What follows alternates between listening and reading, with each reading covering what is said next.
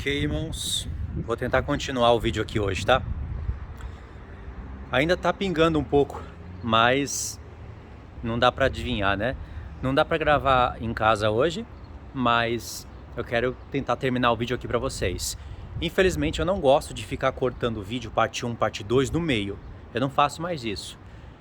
Eu só faço parte 1, parte 2, parte 3 quando eu termino o assunto e tem a continuação. Com início, meio e fim, mas dessa vez eu tive que fazer. Então vamos lá. Eu parei o vídeo quando eu ia explicar sobre os 5 dons, que são 5 ministérios, podemos dizer assim, que são dons que são presentes que Deus deu para o homem.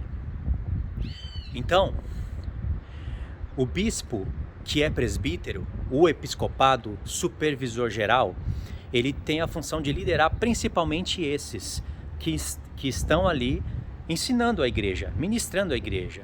Quer ele seja profeta, quer ele seja apóstolo, né, primeiro lugar, profeta, depois evangelistas, pastores, mestres, quer seja ele só profeta, ou só apóstolo, ou só mestre, ou só evangelista, ou só pastor, ou ele sendo pastor e profeta, ou ele sendo pastor e mestre. Porque, irmãos, nós temos que usar a nossa cabeça também, meditar no texto, né? Nem todo pastor é mestre, nem todo mestre é pastor. Um pastor não é obrigado a ser mestre, e um mestre não é obrigado a ser pastor. Isso você entende, né? Mas tem pastores que se tornam mestre, tem mestres que se tornam pastor, tem pessoas que se dedicam mais do que as outras. Seja como for, são presentes que Deus deu para os homens e eles se tornam dons, eles mesmos se tornam presentes para a igreja. Porque é através desses 5 ministérios, sendo supervisionado, liderado pelo episcopado, pelo bispo, que a igreja vai tirando os homens das trevas e transportando eles para a luz. Irmãos, esse assunto é tão lindo, sem brincadeira, me emociona, porque ele está dentro de uma carta onde todas as palavras e frases dessa carta têm a ver com o assunto. Tudo. Esse é um assunto para ser abordado várias e várias vezes, assim como as 2 casas de Israel, o templo de Ezequiel, o milênio.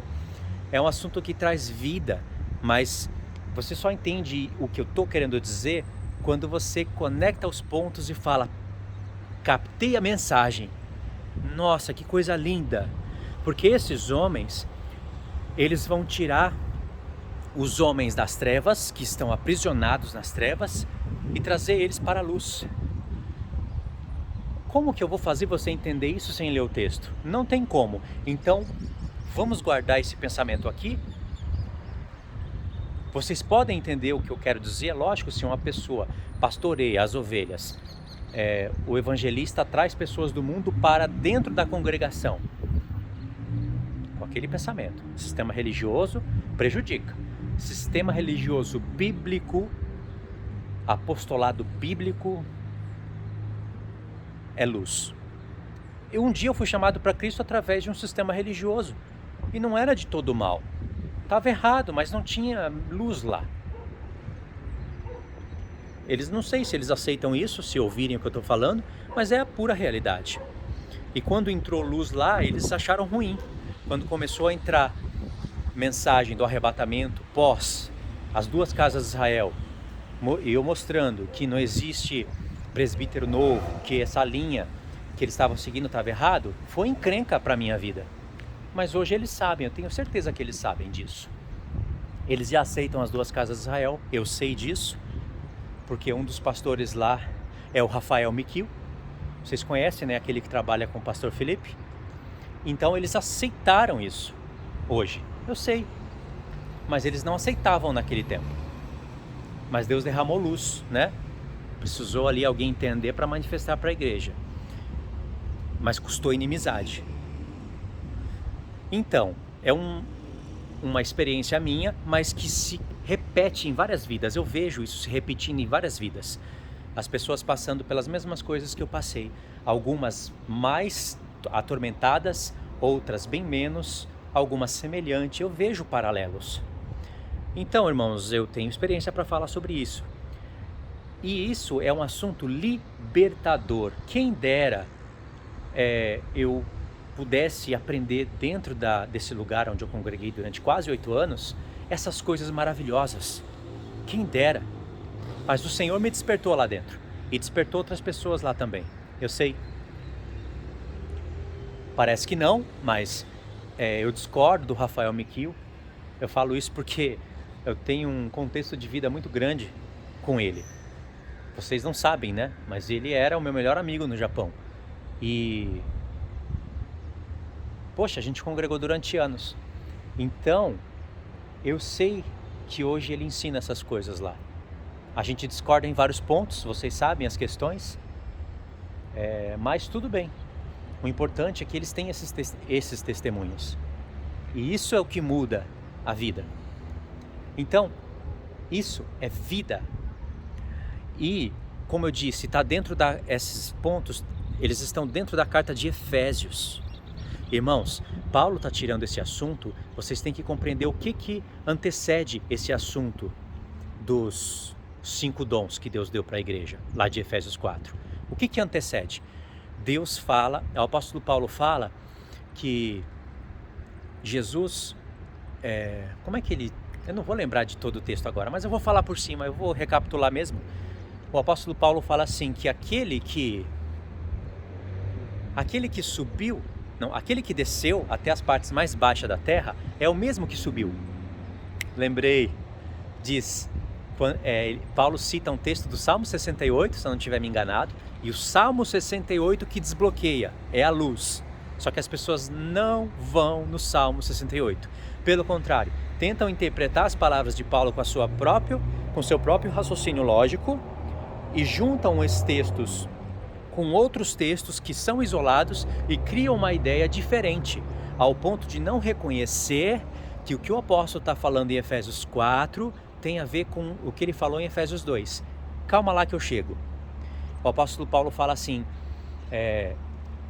ele citou uma parte do Salmo 68 que diz que aquele que desceu às partes mais baixas da terra é o mesmo que subiu, e quando ele subiu, ele deu presente aos homens. E aí diz, e ele levou cativo o cativeiro e deu dons aos homens. O que é isso, irmãos? O que é isso, levar cativo o cativeiro e dar dons aos homens? Precisa do Salmo 68. O que não é? Deixa eu falar aqui o que não é. Então saiba separar, eu tenho que contrastar com o errado. O que não é? Que quando o Senhor Jesus subiu aos céus, ele levou homens para o céu. Levou cativo o cativeiro. Levou cativo o cativeiro. Levou cativo o cativeiro. O que é cativo? O que é cativeiro? Então diz que ele pegou e levou homens lá do Sheol, que estavam lá no seio de Abraão, para o céu. E tem gente lá com Cristo. Alguns dizem que estão reinando já. Outros dizem que aqueles foram levados como primícias. E aí deu dons aos homens. Não tem nada a ver uma coisa com a outra. E aí eles juntam outros textos. Por exemplo, quando Jesus ressuscitou, muitas pessoas ressuscitaram. E aí diz que muitos mortos ressuscitaram e entraram na cidade santa. Mas aqueles que ressuscitaram por causa da ressurreição de Cristo, foi como um exemplo. E o escritor de Hebreus trata sobre esse assunto, lá na carta dele, falando que muitos mortos pela fé ressuscitaram. Mas depois eles começaram a ser perseguidos e eles não amaram essa sua vida, porque eles tinham em vista uma ressurreição superior. Então eles voltaram a morrer. Todos aqueles que ressuscitaram na ressurreição de Cristo não foram para o céu como primícias. Irmãos, as primícias serão apresentadas a Deus ainda. Ainda que Paulo nos chama de primícias, ele fala as primícias da Acaia, as primícias de Coríntios, as primícias de não sei onde. Ele está falando de homens como colheitas para Deus, visando a ressurreição futura. Assim como ele fala que nós já ressuscitamos com Cristo e estamos assentados nos lugares celestiais, mas isso ainda não aconteceu. É pela fé que ele fala isso. Pela fé na palavra de Deus, que ele tem certeza que vai se cumprir e coloca como se já fosse. Seria como você leu Apocalipse 20. Apocalipse 20 está tudo no passado, mas ainda vai acontecer. Então, olha que maravilha de assunto. E aí o apóstolo Paulo, sabendo disso, né, ele vai tratando desse assunto sem se contradizer, porque ele fala que nós vamos ressuscitar ainda. Então, não tem pessoas reinando com Cristo no céu, obviamente que não. Todos os que ressuscitaram voltaram a morrer. Agora, a primeira ressurreição, esses que farão parte da primeira ressurreição, eles têm parte na ressurreição de alguém. Ou seja, eles vão ressuscitar para nunca mais morrer. Isso é só no toque da última trombeta. Eu fiz aqui uma conexão com Apocalipse 11 e Apocalipse 20, tá? Toque da última trombeta com primeira ressurreição. Então, quando o apóstolo Paulo fala que ele, aquele que desceu às partes mais baixas da terra, era o mesmo que subiu, isso era, o Salmo estava falando, uma profecia a respeito daquele que haveria de morrer e ressuscitar. E quando o Senhor Jesus morreu e ressuscitou, o que ele fez? Presta atenção, o Sheol continua no mesmo lugar. O mundo dos mortos, que na nossa tradução às vezes está como além, às vezes está como mundo dos mortos, principalmente no Antigo Testamento, né? Que no Antigo Testamento a palavra é outra. Não, é Sheol. No grego que é outra, né? Então, todos estão lá ainda, no seio de Abraão. Lá, debaixo da terra tem o Sheol, e lá tem o seio de Abraão, tem aqueles que estão sofrendo, esperando o julgamento, tem aqueles que estão pagando o último ceitil. Eu já falei tudo isso no canal. Ninguém ressuscitou ainda. Isso é bíblico. Quanto mais rápido você aceitar isso, melhor. E se você já aceitou, perfeito. Você vai pegar o pensamento. Então, quando Jesus morreu, ele foi até o Sheol. Ele não foi para pregar o evangelho para mortos. Ele não foi para manifestar a sua vitória. Tem pessoas que torcem a palavra, que não entendem e acham que Pedro está falando isso. Não, ele ficou morto. Ou seja, ele desceu até as partes mais baixas da terra. E ao terceiro dia o Pai ressuscita ele. Quando o Pai ressuscita o Filho, é as primícias. É aquele... Paulo não fala que Cristo é as primícias dos que dormem? Em 1 Coríntios 15? Ele não fala? Ele é as primícias no plural porque ele é o primeiro de muitos. Ele é chamado não só de unigênito, ele é chamado de primogênito. E nós somos chamados, lá em Hebreus 12, de primogênitos, como se fossem gêmeos com Cristo. Embora, na literalidade, ele foi o primeiro. E ele tem a primazia em tudo, como diz Colossenses 1.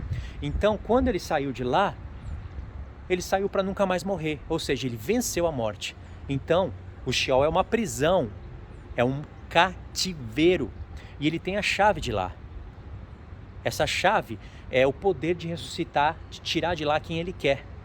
As portas do inferno, que eu estou falando agora uma palavra que está no português, mas no grego é Guiena. As portas do inferno, não, no grego é... Guiena é lago de fogo, né? Eu esqueci a palavra no grego agora.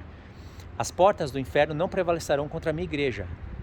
Está falando que tem portões lá no Sheol.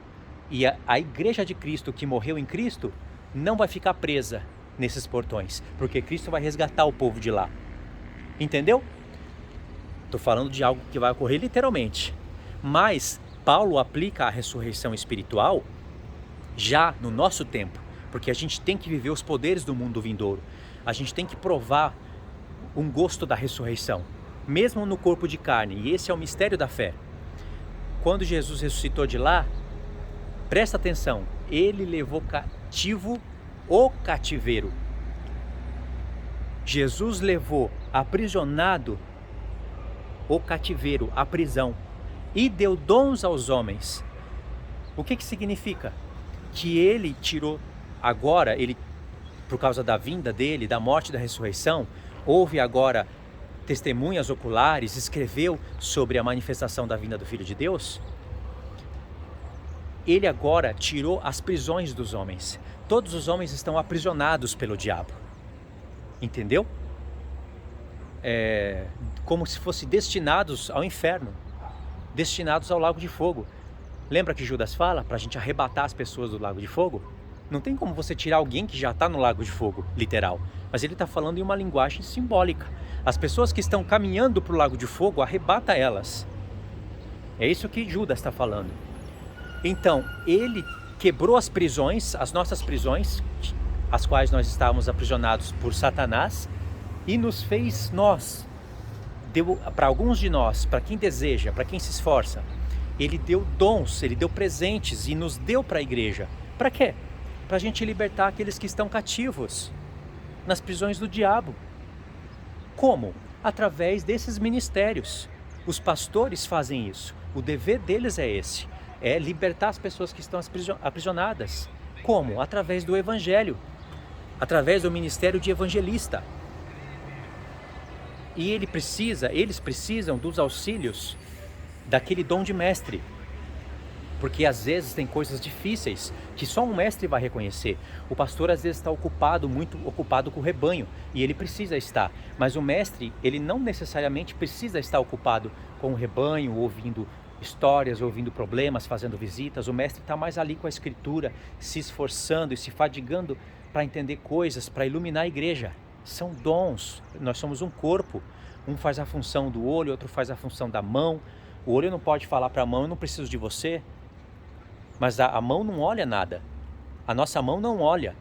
Imagine, como que nós vamos pegar alguma coisa se nós não estamos olhando? Nós temos que sair apalpando.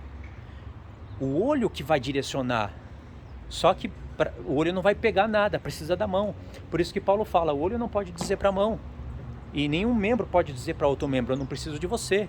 E tem ainda os membros internos. Dentro da gente tem uma árvore da vida. Deu para entender isso? Então, através desses 5 ministérios, o Senhor vai começar a espalhar eles por todas as nações, derramando esses dons em todas as nações, homens de todas as nações, povos, línguas, e eles vão tirando essas pessoas do cativeiro. Por que eles conseguem fazer isso? Porque Cristo já removeu o cativeiro. Através da ressurreição, ele conquistou a nossa vida eterna, a nossa ressurreição. Mas as coisas têm que acontecer agora na prática. É isso que Paulo está falando. Eu sei que eu não li os textos, mas você que está familiarizado com esse texto, sabe, entendeu. Então esses 5 ministérios servem para isso. E precisa de um supervisor geral.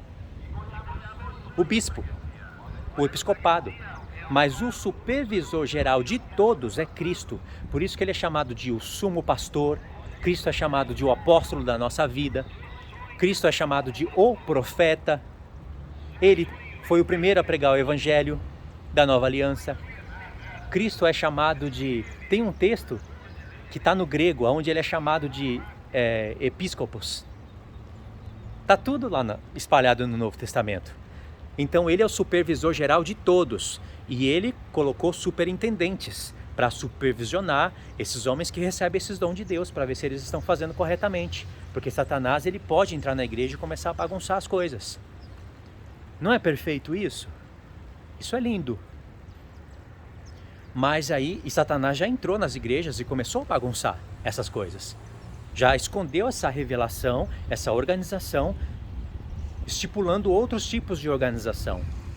E Deus permite, porque Deus permite o tempo de trevas vir, assim como ele permite o tempo da luz vir. Isso faz parte do evangelho. Agora é muito lindo quando isso se encontra em Efésios 4. Sabe por quê? É em Efésios 4, lá no comecinho do capítulo, que ele está falando assim, olha, nós temos que ter o vínculo da paz, porque há um só Deus, uma só fé, um só Espírito, um só Senhor, um só batismo. Não é? Por que o apóstolo Paulo está falando isso? Já parou para pensar? Ele está falando isso não somente para a gente usar esse texto na congregação, entre os irmãos, ele está falando principalmente para as 2 casas de Israel, para judeus e gentios, que ele explicou em Efésios 2 que precisam ser restaurados, precisam ser unidos. Então, há um só Deus, é uma só fé, é um só batismo. E ele está manifestando isso para as 2 casas de Israel. Ele já esperava que as pessoas entendessem o mistério que ele está explicando. Ele fala em Efésios 3 que ele explicou resumidamente o mistério. E lá ele fala, em Efésios 3, eu expliquei resumidamente o mistério que Deus me deu, que não estava manifestado antes aos filhos dos homens. Estava testemunhado pelos profetas, sim, mas não estava manifestado, não era tempo ainda. E aí Paulo fala, e vocês podem entender esse mistério da dispensação, de pregar o evangelho para os gentios, como eu expliquei resumidamente. E o que ele explicou resumidamente nos capítulos anteriores? Ele explicou resumidamente a unificação de judeus e gentios com base naqueles textos de Oséias, que falam de Efraim e Judá. Aquela história toda que começa em Gênesis. E aí Deus vai levando esse fluxo da promessa até chegar no ministério da nova aliança. E aí em Efésios 4 ele está aprofundando mais e mais o assunto. Isso é poderoso. É lindo entender isso. Então, recapitulando para finalizar, porque eu já estou me molhando. Já, não sei se vocês estão vendo, mas está gotejando. E está piorando. São 8 palavras. Lembra delas? Não esquece delas. Anota no papel. Você grava isso daí em meia hora. Meia hora você grava e pronto. Vai vir luz para a sua vida. É bispo e presbítero. Você já sabe que são a mesma coisa. Já foram 2 palavras. Supervisor geral. As outras 5 são dons que Deus deu para a igreja. Primeiramente, apóstolo, profeta, evangelista, pastor e mestre. Já foram 5, mais as 2 primeiras, 7. Está faltando uma, diácono. Uau, essa palavra é maravilhosa. Porque não é um ministério inferior, não é um ministério a mais. Essa palavra é para explicar toda essa organização. Diácono é ministro.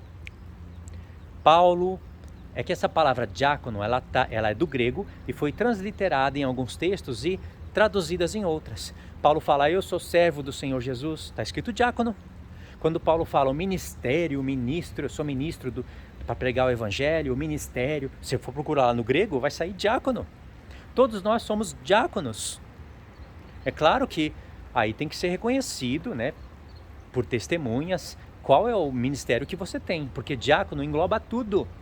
Paulo é diácono, Cristo é chamado de diácono. Paulo fala assim, em Coríntios, quem que é Paulo e quem que é Apolo? São servos de Deus para servir a igreja, tá? Diácono. Mas Paulo não é episcopado? Ele não é supervisor geral? Fundador de igrejas? Claro que é, mas qualquer uma dessas palavras, todas elas juntas, tem que ter uma palavra para expressar todas elas juntas. Diácono, ministério, diaconato, ministério. Isso, a prova disso é que o que Paulo exigiu para um episcopado, ele exigiu para um diácono. A mesma exigência, ser marido de uma só mulher, ter filhos que são crentes obedientes, não pode ser iracundo, ser dado a vinho. Entendeu? São 8 palavras. Mas o que significa? Presbítero e bispo é a mesma coisa, supervisor geral de toda a igreja, mas principalmente daqueles 5 ministérios, que são homens que, como presentes, Deus deu para a igreja, para tirar eles das trevas e trazer para a luz. Manifestando as coisas do Senhor para a igreja. Libertando as pessoas das prisões de Satanás. Porque Jesus já levou cativo o cativeiro. Ele já levou aprisionado o que nos prendia. E deu poder para os homens. Olha aí a correlação de uma frase para outra. E diácono? Diácono é a palavra que é para sintetizar todo esse ministério. Diácono não é um membro inferior. Esquece isso, apaga isso da sua cabeça. Se não acredita em mim, pega um aplicativo e verifica. Porque se eu estiver errado, eu venho aqui e arrumo. Mas eu não ia falar com tanta certeza assim se eu não tivesse feito o meu trabalho, né? Então, irmãos, isso é lindo. Isso é libertador. Isso tem que ser manifestado para a igreja. Porque são esses presentes que Deus deu para a igreja que manifestariam as revelações do Senhor. Veja que está na mesma carta. Na mesma carta que Paulo revela com prontidão, com precisão, quem são os gentios e de onde que eles vieram, já que ele fez link com Oséias, e o Espírito Santo esperava que nós fôssemos reconhecer os textos de Oséias e olhar o livro da lei e fazer a nossa pesquisa, a nossa busca, porque é assim que se manifestam as revelações do Senhor. Na mesma carta que ele revela esse ministério, é na mesma carta que ele fala desses 5 homens que são desses 5 homens, não.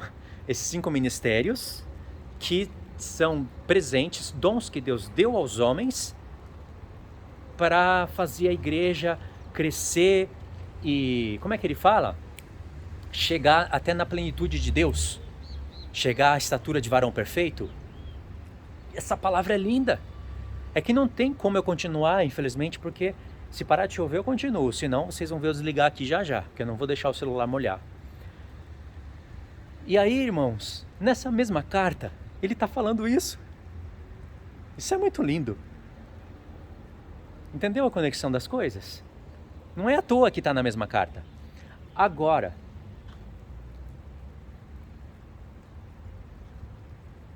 vocês sabiam que essa carta ela foi escrita em cima das instruções, das revelações que tem na Menorá? Sabia disso?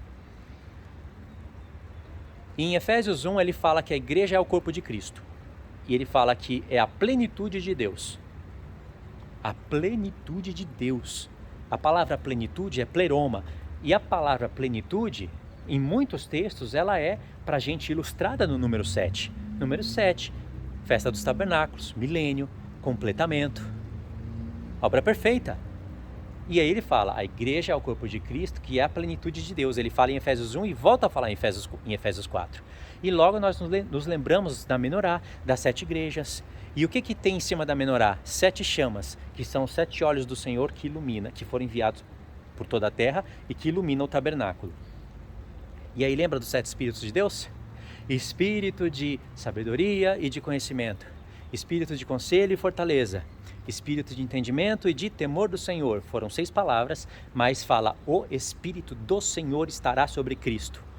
O Espírito do Senhor é a vida eterna. São 7, certo? Somente nessa carta que vai aparecer essas 6 palavras juntas, assim como em Provérbios 8. Sabia disso? Faz a busca que você vai ver. Somente nessa carta. Paulo fala de fortalecidos com o seu poder, de sabedoria, de entendimento, de conhecimento, de temor. Tudo só nessa carta. Em outras vai aparecer algumas palavras, mas as 6 juntas só nessa carta. Pegou a soma? Corpo de Cristo, plenitude de Deus. As 6 palavras dos 7 Espíritos estão nessa carta. E, para fechar, em Efésios 4, o apóstolo Paulo fala assim, para a gente não se embriagar com vinho, mas se encher do Espírito do Senhor. Existe um paralelo, sim, entre vinho e Espírito. O vinho também é figura do Espírito. Vocês conhecem, né, o vinho novo e o vinho velho? Já falei sobre isso no canal. Vou deixar para vocês aí na tela final ou na descrição. Então não é para a gente se embriagar com vinho, mas se encher do Espírito. A palavra encher no grego é pleroma, plenificar. Deveria estar traduzido assim. Não se embriaguem com vinho, mas se plenifiquem do Espírito. Plenitude, Espírito, plenitude, 7. Tá vendo os 7 Espíritos de Deus? Não é lindo? Ou seja, esses homens que receberam dons de Deus, esses dons que são, de novo, vamos recapitular para ficar gravado. Primeiramente apóstolos, profetas, evangelistas, pastores e mestres. Eles receberam esses dons para eles trabalharem como sacerdotes, acenderem as 7 lâmpadas, faz parte do sacrifício da tarde e da manhã. E depois que as 7 lâmpadas estão acesas, segundo a lei, tem que ir no altar e queimar incenso no altar de ouro. Sacrifício contínuo, tardes e manhãs. E uma vez por ano, somente uma vez por ano, que o incensário do altar de ouro passa para o Santo dos Santos no dia da expiação. Não é lindo? Isso é lindo e libertador. E quem vai supervisionar tudo isso para o diabo não deixar desencaminhar as coisas? O bispo, o episcopado, o presbítero. Entendeu de uma vez por todas? E quem que é o supervisor geral? O sumo pastor da nossa alma, o grande episcopado. Eu vou procurar o texto e vou tentar deixar para vocês aí, eu vou falar de novo numa live ou num vídeo no qual eu vou ler os textos. Mas isso é lindo. Então, para que os testemunhos do Senhor, ou melhor, o testemunho de Jesus Cristo, que é o Espírito de profecia, se manifeste outra vez dentro das igrejas, elas têm que aceitar essa realidade que eu estou falando. Elas têm que aceitar a palavra. E aí as igrejas vão começar a ensinar como ensinava no passado. Porque esses homens, eles têm a função de ensinar para a igreja as 2 casas de Israel, as 7 festas, a transição das alianças. Mas se está tudo errado, se eles já não obedecem o princípio básico, deixa a mulher ensinar, coloca presbítero abaixo de pastor, faz a sua própria liturgia, consagra a pessoa, coloca as mãos precipitadamente em pessoas, consagra pastores sem ter mulher, solteiro. Biblicamente isso não pode, não tem para onde fugir. Ou aceita a palavra, ou seja rebelde a ela, ou torça para o seu bel prazer. Se eles desobedecem, como esse testemunho vai ser manifesto? Pergunta. Então, irmãos, falei tudo aqui, o que está na minha cabeça, e falei de cabeça, mas nós vamos recapitular esse vídeo no momento mais tranquilo, no momento com textos e talvez com uma live, talvez com mais irmãos. Vou ver como é que vai sair, tá bom? Mas eu prometo fazer. E esse assunto é libertador. Eu vou me dedicar ainda mais e estudar ainda mais para poder manifestar de maneira melhor esse assunto. Porque se aqui nesse momento o testemunho de Jesus não for resgatado dentro das igrejas, vai ser resgatado no deserto. Lá vai ter o episcopado, vai ter esses 5 dons no meio do povo, eles vão estar ensinando várias nações, e lá no deserto toda a vontade de Deus vai ser resgatada. Se não for aqui, vai ser lá. Mas tomara que seja aqui primeiro, né?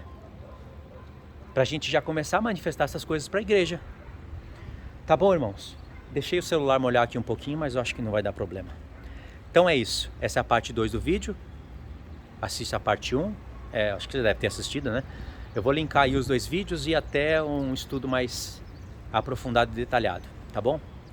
Deus abençoe, então. Fiquem todos na paz.